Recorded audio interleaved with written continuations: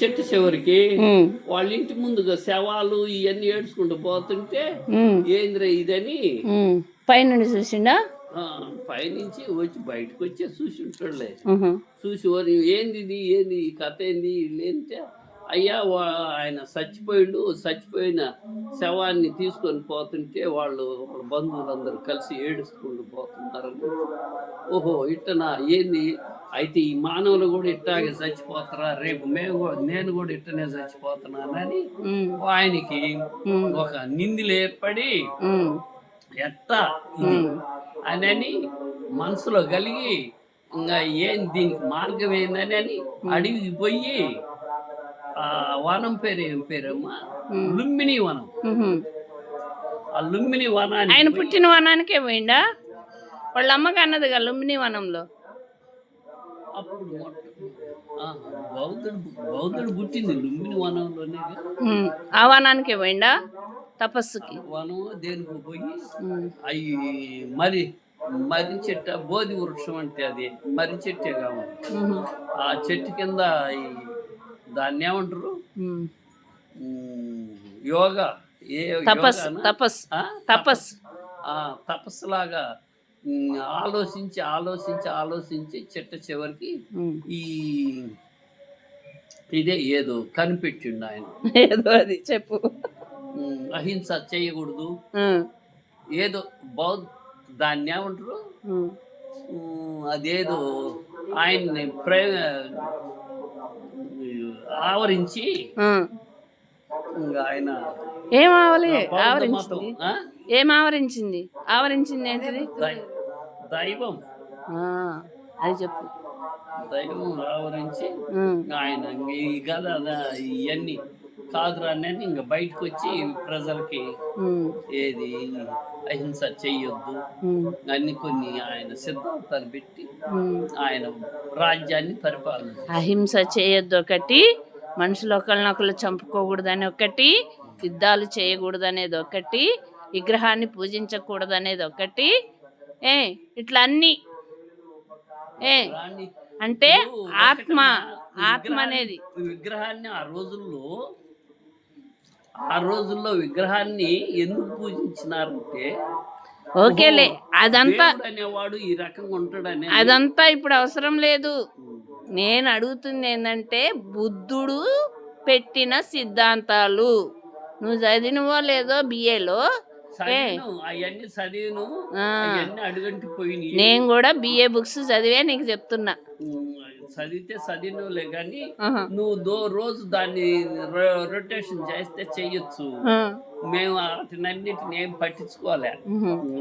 నేను అసలు రొటేషనే కాదు, ఎప్పుడో చదివిన, ఇప్పుడు చదివి కూడా 8 సంవత్సరాల పైన అయిపోయింది, 10 సంవత్సరాలు అయిపోయింది నేను ఆ బిఏ బుక్కులు చదివి. నేను చదివినప్పుడు అప్పుడు 50 సంవత్సరాలు అయిపోయింది. మరి అదే అయ్యే మరి నీకు గుర్తు చేస్తున్నా. బుద్ధుడు సిద్ధాంతము. మరి మన ఇండియాలో బుద్ధుడు పుట్టినాడు, బుద్ధుని సిద్ధాంతాన్ని ఎందుకు తీసుకోవట్లే మరి? మాట్లాడుతుంటే నీ మతం కాడికే వస్తారు కానీ ఇప్పుడు హిందూ మతం అసలు రాముడు ఉన్నాడు. రాముడు ఏం చెప్పినాడు? ఎవరిని చంపినాడు చెప్పు? రాముడు ఎవరిని చంపినాడు? ఏం చెప్పినాడు అది చెప్పు. రాక్షసుల్ని చంపినాడు కదా. అంటే రాక్షసులు అంటే దుష్టుల్ని చంపినారు కదా. ఇప్పుడు రామసేన అని ఈ బజరంగ్ దళ్ RSS ఏం చేస్తున్నారో తెలుసా? దుష్టుల్ని కాదు చంపాల్సింది, ఎవరిని చంపుతున్నారో తెలుసా? అహింసా సిద్ధాంతంలో యేసు ప్రభు మార్గాన్ని చెప్తున్న వారిని ఆటంకపరచడమే కాదు, అన్ని ఆచరిస్తున్న క్రిస్టియన్స్ని ఏం చేస్తున్నారంటే చంపుతున్నారు.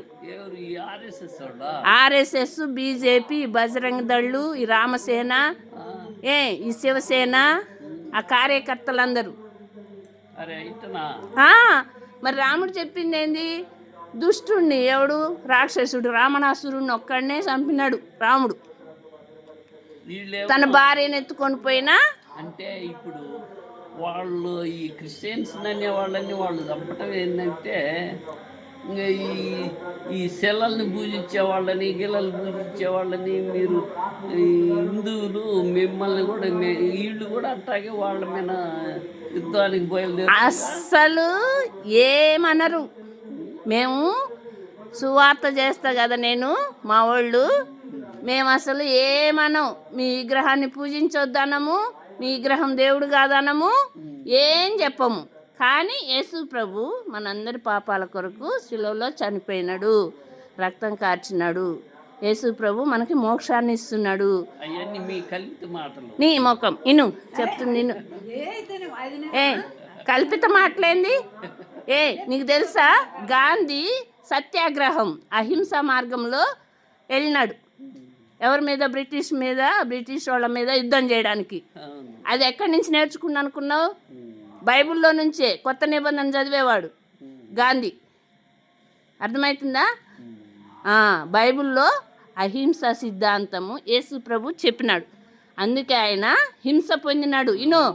యేసు ప్రభు హింసించబడి మనందరి పాపాల కొరకే ఆయన రక్తం కార్చవలసి ఉంది. ఆయన రక్తం కార్చిందంటే ఈ యూదులు అనేవాళ్ళు ఈడు మత ప్రచారకుడు, ఈడుంటే మన మతం అంత పనికి రాకుండా పోతుందని ఆ యూదు. నువ్వు బైబిల్ చదివినవా? పట్టుకొని నువ్వు బైబిల్ చదివినవా? పట్టుకొని తీసుకొచ్చి సెలేసి. నువ్వు బైబిల్ చదివినవా? యాడ్ నుంచి చెప్తున్నావు ఆ మాటలు? బైబిల్ చదివేదేముంది, చదువు. నువ్వు యాడ్ నుంచి చెప్తున్నావు? నీకు అసలు ఎక్కడి నుంచి వచ్చినాయి? నీ బిఏ బుక్ లో ఉన్నాయా? క్రిస్టియన్స్ చెప్పిర్రు. ఏ క్రిస్టియన్స్ చెప్పినారు? నువ్వు పోయినావా చర్చికి? నేను చెప్తా ఇను.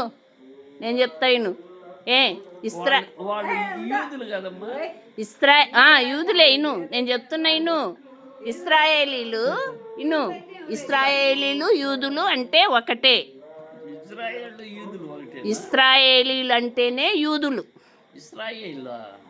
ఇస్రాయేల్ దేశం ఉందా? ఇజ్రాయేల్ దేశం. ఆ ఇజ్రాయేల్ దేశంలో ఉండే వాళ్ళంతా యూదులే. ఆ యూదులు 12 గోత్రాలు. వాళ్ళకి 12 రకాలు ఉన్నాయి యూదులు. గోత్రాలు అదేలే 12 రకాలు. 12 మంది కొడుకులు. ఎవరికంటే యాకోబు అనే ఆయనకి. ఆయనే ఇస్రాయేలు అని ఆయన పేరు. యాకోబుకి ఒక పేరు. ఆయనకి 12 మంది కొడుకులు. 12 మంది కొడుకుల పేర్ల మీద 12 గోత్రాలు. మనకెట్లున్నాయి గోత్రాలు? వామనముని గోత్రం. ఇంకేంటి గోత్రాలు చెప్పు. వామనముని గోత్రం. ఇంకేయో ఉన్నాయి చెప్పు.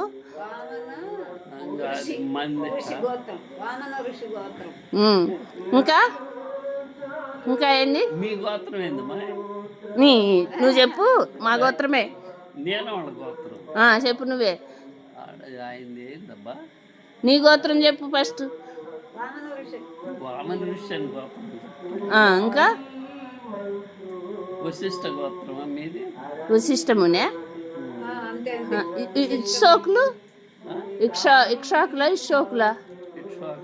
ఇక్ష్వాకుల గోత్రమా?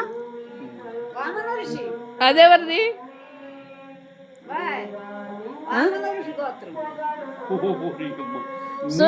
సూర్యవంశం. అయ్యే ఉన్నాయిగా సూర్యవంశం గోత్రం. ఇట్లా అన్నమాట. వాళ్ళకు కూడా ఎన్ని ఉన్నాయి? 12 గోత్రాలు. ఆ 12 గోత్రాలకి ప్రధాన యాజకుడు అనేవాడు ఉంటాడు. ఆ రోజుల్లో పాత నిబంధన కాలం బైబిల్లో వాళ్ళకి మోషే అనే ఆయన మోషే అనే ఆయన 12 గోత్రాలకి కట్టడలు, నియమాలు ఇవన్నీ పెట్టాడు అనమాట. యేసు ప్రభువుని తీసుకుపోయి సిరివేసింది ఎందుకంట? అదే చెప్తున్నా ఇన్ని. అదే మొదటి కాడి నుంచి చెప్తున్నా ఇను. మొదటి కాడి నుంచి నేను చెప్పేది. మోషే అనే ఆయనకి దేవుడు ఆజ్ఞలు ఇస్తాడనమాట. 10 ఆజ్ఞలు ఇస్తాడు. 10 కమాండ్మెంట్స్ అంటారు. ఆ 10 ఆజ్ఞల్లో అన్నీ ఉంటాయన్నమాట. నిన్ను వల్లే నీ పొరుగు వాడిని ప్రేమించాలా, వ్యభిచారం చేయకూడదు, ఇంకా దొంగతనం చేయకూడదు, నరహత్య చేయకూడదు. ఇవన్నీ ఆజ్ఞలు అన్నమాట. ఆ ఆజ్ఞలు ఇవన్నీ కూడా ఇంకోటి కూడా బలి. దేవునికి బలి హోమం. మనోళ్ళు వెనకటి రోజుల్లో మునులు ఋషులు అవన్నీ తెలుసు తపస్సులు చేస్తూ ఏం చేసేవాళ్ళు, యజ్ఞ యాగాదులు చేస్తారు కదా, యజ్ఞాలు చేసేవాళ్ళు, యజ్ఞాలు చేసి యజ్ఞ పశువుని అర్పించి యాగం అనేది వాళ్ళు ఇది చేస్తారు కదా. ఆ లెక్కన వాళ్ళు దేవునికి వాళ్ళ పాపాల విషయమై వాళ్ళ పాపాల శుద్ధీకరణ కొరకై ఒక గొర్రెని కానీ ఎద్దుని కానీ కోడెని కానీ మేకని ఇట్లా పక్షులను కూడా బలిచ్చి ఆ బలి మాంసాన్ని యజ్ఞంలో కాలుస్తారు. అట్లా చేసిన తర్వాత ఈ ప్రధాన యాజకుడు అనేవాడు దాని రక్తంలో కొంత రక్తం తీసుకొచ్చి బలిపీఠం మీద జల్లుతాడు, ప్రజల మీద కూడా జల్లుతాడు. ప్రధాన యాజకుడు అంటే మన ప్రధాన అర్చకుడు. మన కొలుపులు చేసేటప్పుడు కూడా అది బలి ప్రసాదం అని తలా కార్తె తింటారు. తక్కిందంతా ఏది బ్లడ్ ఊరి మీద రక్తం, ఊరి మీద గొర్రెల రక్తం, పొట్టేళ్ల రక్తం. మనం అన్నం ఏది పాశం వండుతాం ప్రసాదం, దాంట్లో మొదటి పొడేళ్ళని కోస్తాం అనుకో, రక్తాన్ని దానికి పడతారు. చాటలు, కొత్త చాటలు, దాంట్లో ఏది